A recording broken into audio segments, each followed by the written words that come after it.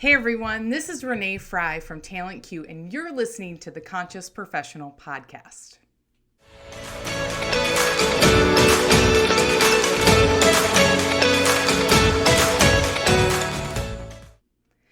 More people than ever want to be happy in their career and personal life, but they're going about it all wrong.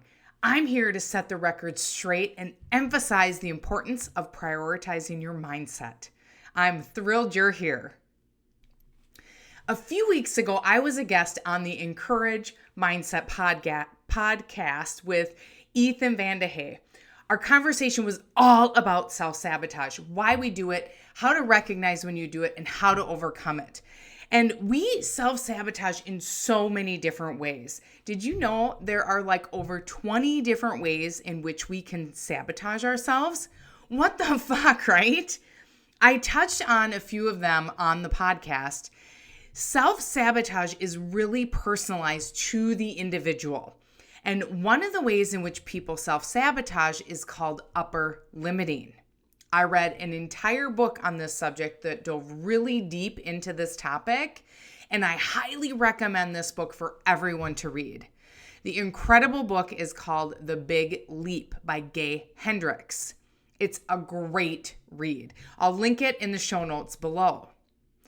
Upper limiting is when you hit a certain level of income, a certain level of success, level of position in your career, some sort of level, and then whoosh, you can't seem to ever get beyond that level. You just stay right there. And it can happen in any area of our life.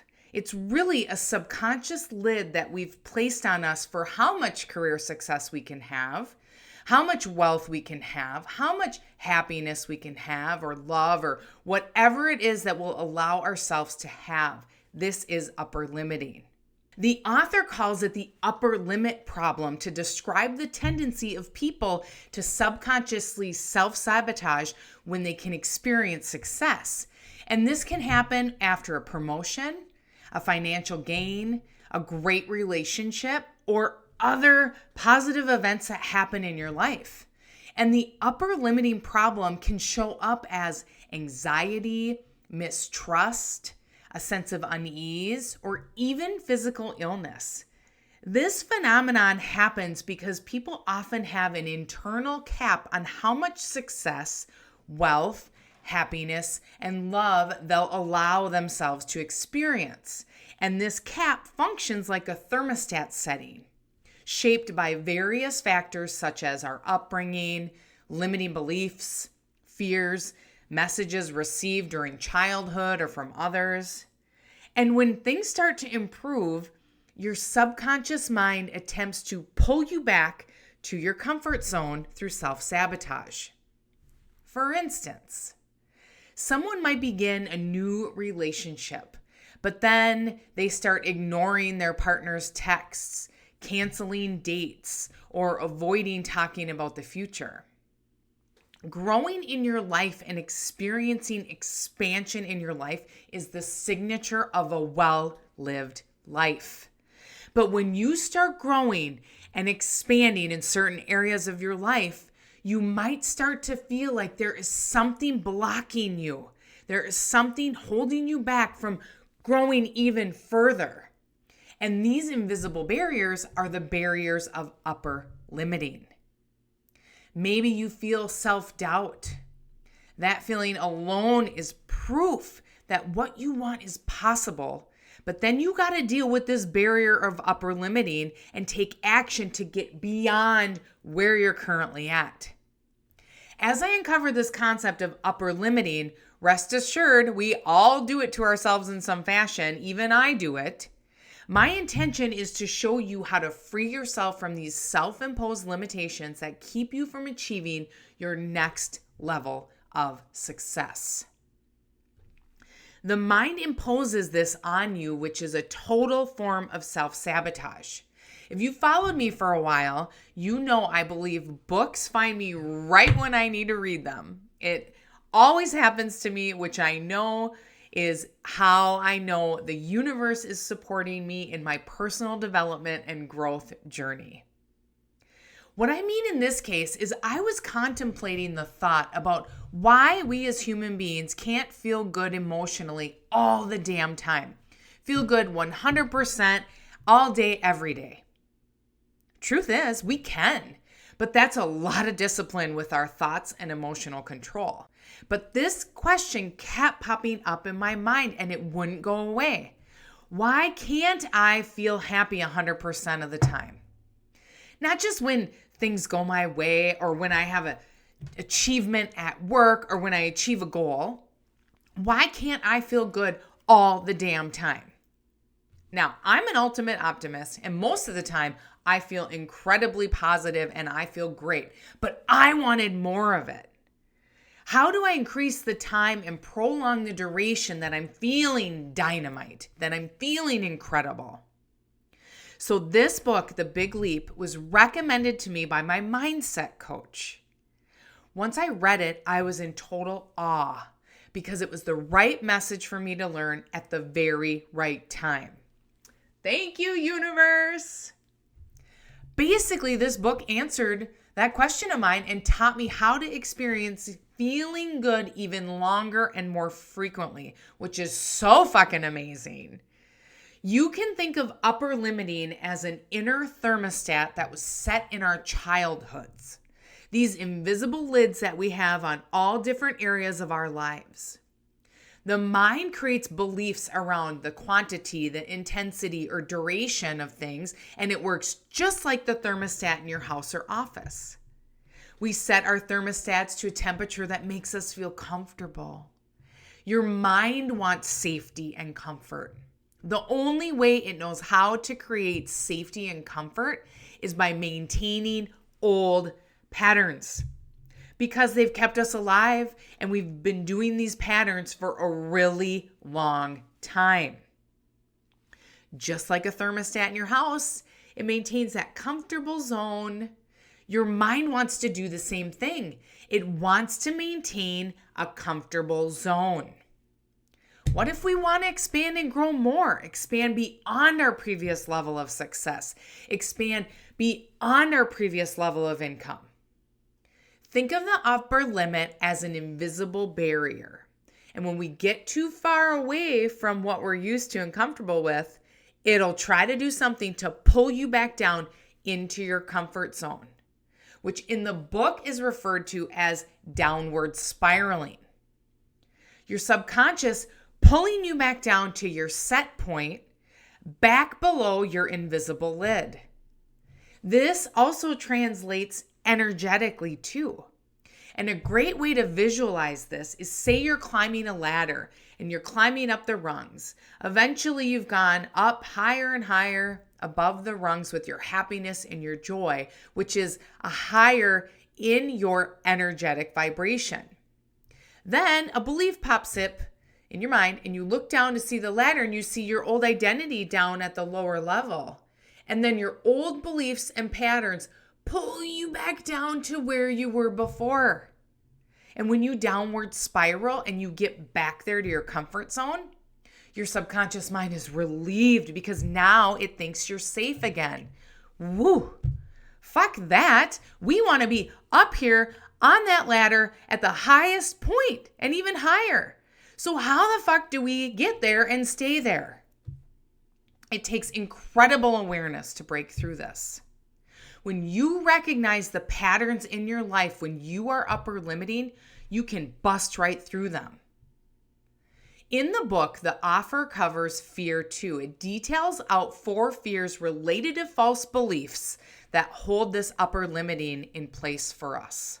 These are the 4 hidden barriers. And once you see how these developed in your childhood and realize they aren't in alignment with who you are at your core, you can learn to dissolve them, as Gay mentions. The first type is feeling fundamentally flawed. This develops in a single moment in childhood. If someone ever said to you when you were little, "What's wrong with you?" I know I heard that as a kid. If that comes up in adulthood, then we believe there is something bad about us. Then we believe we don't deserve more success or don't deserve more wealth in our lives. Feeling fundamentally flawed means you have an inner feeling that something is bad or flawed about you.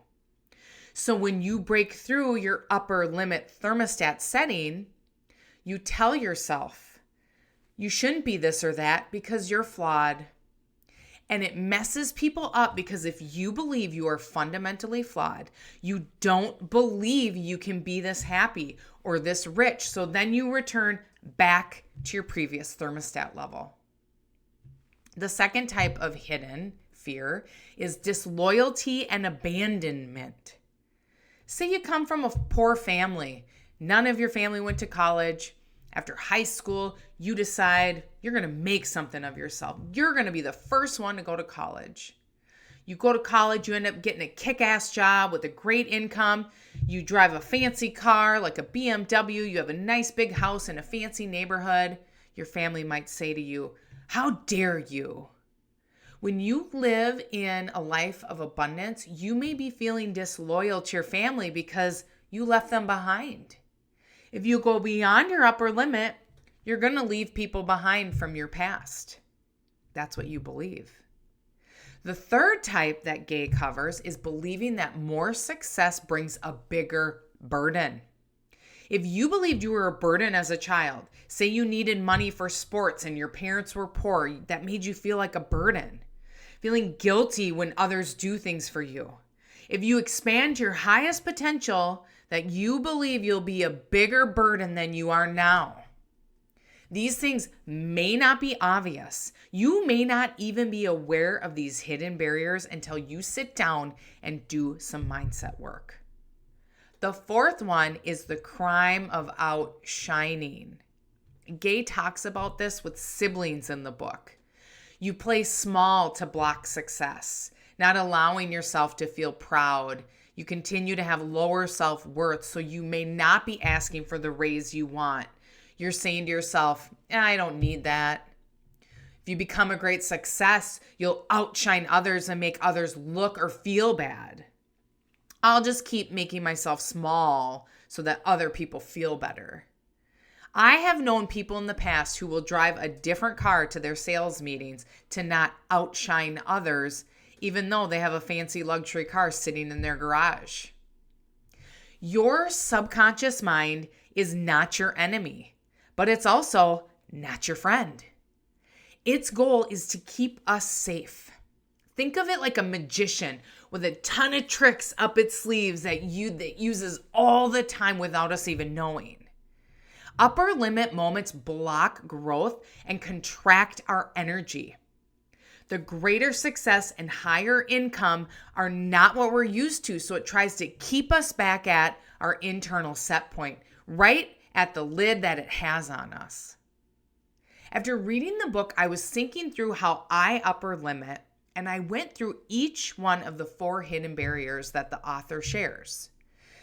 Feeling fundamentally flawed, disloyalty and abandonment, believing that more success brings a bigger burden, the crime of outshining, and none of these resonated with me. I analyzed them and kept looking them over and kept reading it, went through them a bunch of times, and none of them resonated with me. Although I still feel I got a ton of value from the book. I implemented his ultimate success mantra into my daily habits, which I'll share with you in a little bit. I still felt like I received a ton of value from reading the book. About a week later, I met with my mindset coach, and I shared my discoveries from the book that I didn't relate to any of these 4 hidden barriers that the author mentioned.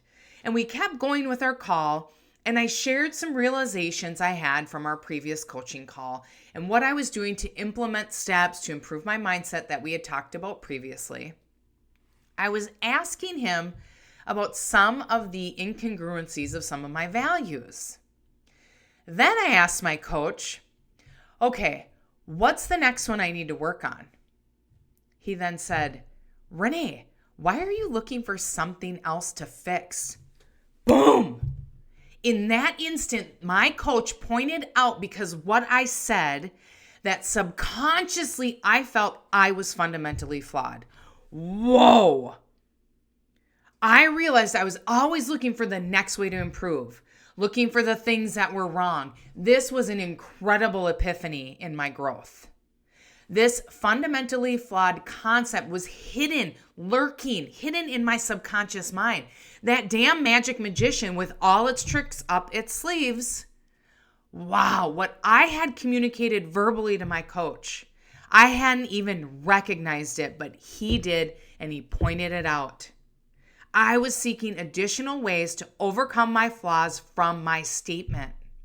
Then we went down this huge rabbit hole of my dad being an absent father, not paying attention to me as a kid, which all makes sense as to why subconsciously I believe I'm fundamentally flawed. Which goes to me always trying to prove myself because I felt abandonment from my dad. Unfucking believable. Just when I thought I didn't relate to any of these hidden barriers, it was super hidden, pretty much invisible to me. This is why having a coach is so imperative. They can see the forest through the trees and point out the things we might not be aware of ourselves. Upper limit lives in moment by moment interactions we have with ourselves and with the people around us. You gotta notice the feelings that you are feeling. Notice the thoughts you are thinking. And if they don't feel good, something about them is not true. If they come right after a feeling of feeling good, that is probably a huge indicator that you're having an upper limit moment. In the book, Gay talks about spotting these moment interactions in order to spot upper limiting. The ways we upper limit ourselves could come in the form of worrying, criticism and blame, deflecting, squabbling, getting sick or hurt, not keeping an agreement, not speaking significant truths to relevant people. And to be able to realize you've been feeling good and then all of a sudden you're worrying about something, or you're supposed to be on stage speaking in front of the biggest audience you've ever had and you lose your voice that very morning. You got to spot these moments when you're upper limiting and say, oh, I'm upper limiting here. And then you got to release it and make a commitment to yourself that you will discover and become aware of your upper limiting behaviors. And when you notice yourself doing one of these behaviors, have an awareness then to shift your attention to expand your capacity for abundance, love, and success. Now, there's a bunch more covered in this book than upper limiting, so I encourage you to read it. It is so awesome. I want to share some simple, clear steps you can implement to break through that upper limiting so you can achieve new levels in your lives. First is to notice upper limiting moments and release them. Start paying attention to when these moments happen.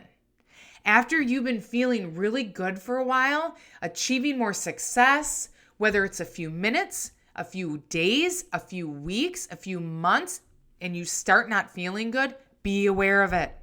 Then reset your mind. You can say to yourself, oh, I'm upper limiting here, then dismiss it.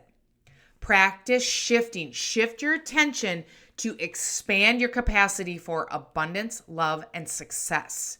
When you keep doing this, you'll get more and more comfortable at the new level you have achieved. And once you break through that discomfort at this next level, which may take a few hours, a few weeks, maybe a few months, when you sit in it and you stay there and you sit in that uncomfortableness, over time you will then break through and that new level will become your new set point. What can help with all of this while you're changing your behaviors is to repeat the ultimate success mantra that he shares in the book. So grab a piece of paper and write this down. I'll repeat it now. Say this mantra as many times a day, like 20 times a day to yourself. Feel the energy in your body and visualize it. The mantra is, I expand in abundant success and love every day as I inspire those around me to do the same. You can set alarms on your phone to repeat this throughout the day, but don't just use this as an affirmation. Don't just state it. You've got to visualize it, step into the belief, and feel the good emotions in your body. Then look for evidence all around you as to why this statement is true. Maybe someone complimented you on something today. Maybe your kid gave you a hug. All of these can give you the evidence that you can expand in abundant success and love every day as you inspire those around you to do the same. If you can put in the effort every single day to constantly and consistently realize what you're thinking and what you're feeling, you'll get to new discoveries and new heights in your life. So the key points from today's episode are: never accept what you think you can achieve. To break through upper limits, you need to challenge and step beyond your old ingrained habits.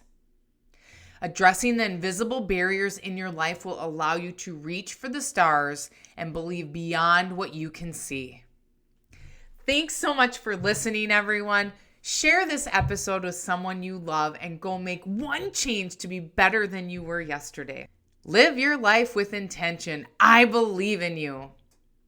I'm on a mission to help as many people as possible. So if you would, please hit the follow button so we can grow our community of conscious professionals. Whether you're listening on Spotify or Apple Podcasts, you can find the button at the top of the page. See you next week. Cheers, everyone.